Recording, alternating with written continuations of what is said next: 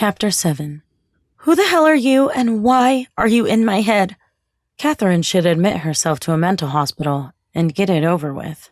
Just calm down. No, you're not insane, so pull yourself together and suck it up. Easy for him to say. She had some nasty old man inside her head, probably drooling when she looked at herself in the mirror. That's not true. I'm not nasty. Dry laughter tickled her mind. In all seriousness, we should be able to have a conversation without you dragging your insecurities or fearing for your sanity, says the voice inside her head. No sarcasm. We need to talk while there's still time. You're not insane. You just have a passenger is all. It happens quite often on this world. I've been around for centuries, and most people find it an honor to, how should I say it so you'd understand? Let me drive? You're definitely not going to drive my body. It's like the damn exorcist. Kathryn massaged her temples. Perhaps she had fallen asleep after all. She should have known doing that much reading before bed was a bad idea. Perhaps drive wasn't the right word. Think of me as someone with centuries of experience who's offering to share my knowledge with you. You make it sound so innocent. It's like those movies where the bad guy used to be a good guy until the demon tricked him. Kathryn threw off the blankets and sat on the edge of the bed. If Avlor was hell, it would make sense that she had a demon inside of her. I'm no demon. I'm an idiot who offered myself to the dragons to carry on the knowledge of our ancestors. Death on this world doesn't always have the same meaning as on Earth. It's not my intention to take over your mind and body, although I've had to do that a few times before with others. I'll be honest and say this could end badly if you don't consider your options. Great. Now I'm being threatened by the voice inside my head. Kathryn thumped backward, spreading her arms along the wrinkled blanket. What are my options? I've studied your knowledge of computers. Fascinating things. You're stubborn, and your mind is very strong. So my greatest fear is if you continue to fight me, you will go crazy. I can act like a computer virus and take over your mind, or your internal firewall will nuke us both. Your brain will crash if I just upload all of my memories to it. So that's not an option either.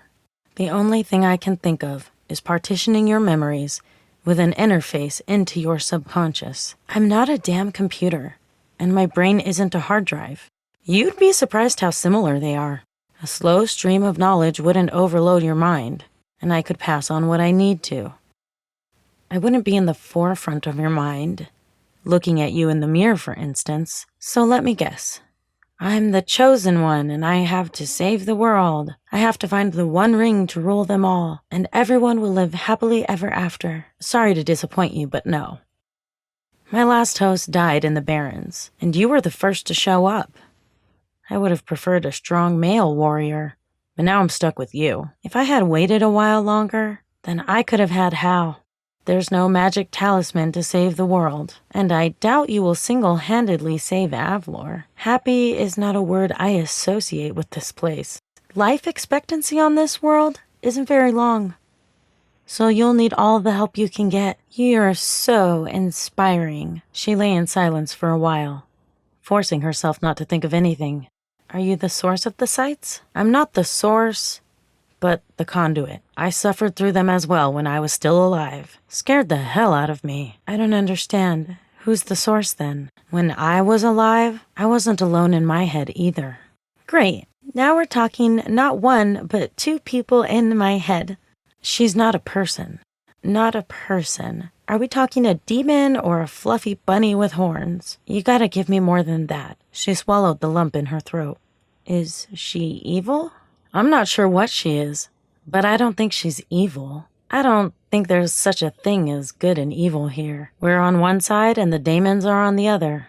The daemons aren't exactly evil. They just view us as sheep with weapons. They come from a dying world, and our enemies promise them food, or so the histories say. Whoever was in charge of our side pulled a bunch of humans from Earth and gave them the option to fight as well. Of course, the option to fight or die isn't really a choice, but I'd say we've made the best of it. We're slaves? We're survivors. We don't have masters driving us to fight. We fight for our families to survive. Our masters left a long time ago. I think the sights are the residue of their guidance. Her mind struggled to understand, but her body's exhaustion dragged her into a dreamless sleep. The next morning, she awoke to the dawn light shining through her window. She struggled with the decision to stay beneath the warm blankets or to give in to her need to relieve her bladder. The more she tried to relax her body, the more her mind focused on having to get up. Images of last night's sight intruded into her thoughts. Instead of blonde pigtails, she saw brown ones instead. Her guilt rose to the surface, and she remembered the coffins descending into the ground. With a shaking hand, she had thrown the earth atop her mother's coffin, and then another upon Rachel's empty one. The police had dragged the river for 2 weeks before declaring her dead. Kathryn would never feel Rachel's little hand clutch hers again. Snap out of it. Jacob, do you have any other men in here? I thought you were just a dream. Wake up and smell the horse shit. Avlor isn't a dream. It isn't hell. It's not a hallucination. You're on a parallel world, and here you can make a difference, rather than sitting on your ass in a cubicle. You need to accept that some things are beyond your control. The sites offer guidance. They're not just sent to you so you can bitch and moan about your situation and lay in bed with your regrets. If one site doesn't provide answers, try relaxing your mind and waiting for the next one. They tend to come in pairs if your mind makes the first one end prematurely. You want me to lay here and wait for another one? Are you insane? The first one was bad enough. She threw back the blankets and walked to the toilet, too disgusted to care about the cold stone against her feet or the old man watching her squat over the bucket. Besides, how am I supposed to stop the daemons from getting to Earth and killing those kids? Well, if you'd get your ass back into bed, you might find out. She finished washing her hands in the ice-cold basin, shivering as she dried her hands and stepped from foot to foot. With a sigh, she walked back and slid under the covers. I'm only under here because I need to thaw out. Right. His laugh echoed inside her head. Rubbing her feet together, she eventually calmed as the blankets trapped what little warmth she had left. Yawning, she figured she would at least be able to get a little extra sleep, if nothing else. She stiffened when the white haze moved across her vision, then relaxed in defeat. The sight would play out no matter how rigid she held herself. She stood upon the battlements and gazed upon the splendor of the setting sun. The sunsets on Avlor were beautiful. The purples and reds almost hurt the eye with their intensity.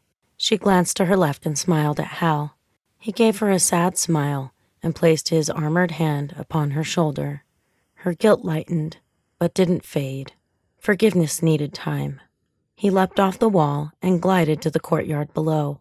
The colors drew her eyes back to the sunset. She wrapped her wings around herself against the approaching chill. The white haze lifted, and Kathryn blinked in the silence. The night's imperfection should have made it obvious that they were human, but in Kathryn's mind, she thought they were something else. Of course they're human, girl. Don't be an idiot. I'm supposed to become a knight? That's ridiculous. I'm not exactly large enough to wear armor and swing a sword hard enough to do much damage. I can hardly chew gum and walk at the same time. So how am I supposed to fly and fight monsters without killing myself? You'd be surprised. Some of the greatest knights in history were smallish, but their knowledge of magic made them a force to be reckoned with. It's not your strength with a blade that will help. It's your knowledge of magic. I have no knowledge of magic. I didn't even believe magic was possible before I came here. She remembered the fire ripping through the bodies of the daemons and felt her stomach churn. Well, if you surrender yourself to me, then I can help in that department. He made it sound like she was a virgin at the prom. Slimy old man. I can hear your thoughts, you know. Why do you keep calling me an old man? I was only a little older than you were when I moved on. Sorry. I think it's the rasp in your voice.